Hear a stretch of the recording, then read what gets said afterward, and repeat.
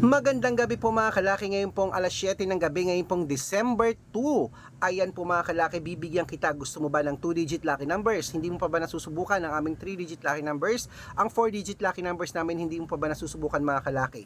Iko-code ko po yung lugar nyo, sabihin nyo po sa akin kung ano pong lugar kayo ngayon mga kalaki, at bibigyan ko po kayo ng aalagaan nyo ng mga numero ng 3 araw o 5 araw po mga kalaki, sa mga gusto lang pong mag-alaga. Okay, 6-digit lucky numbers. Tara, kunin natin ang milyon mga kalaki. Mali mo naman ngayong gabi mapanalunan natin ang milyon. Ano ba ang birth month at birth year mo mga kalaki? Okay? At sa mga nabigyan na po natin ng mga numero, alagaan nyo po yan. Huwag nyo po agad bibitawan. Okay? At sa mga napanalo na po natin, congratulations. Sa mga hindi pa po nananalo, stay lang po kayo dyan. Hindi po ako magsasawang magbigay ng numero sa inyo. Basta nakafollow kayo, nagsishare ng mga videos namin nag-heart mga kalaki, may lucky numbers ka sa amin. Okay? At tandaan nyo po, 3 days po o 5 days, bahala po kayo. 3 days po ang pagitan natin bago po bitawan ang numero at palitan. Okay? Kung ako sa iyo mga kalaki, mag-chat ka na ngayon.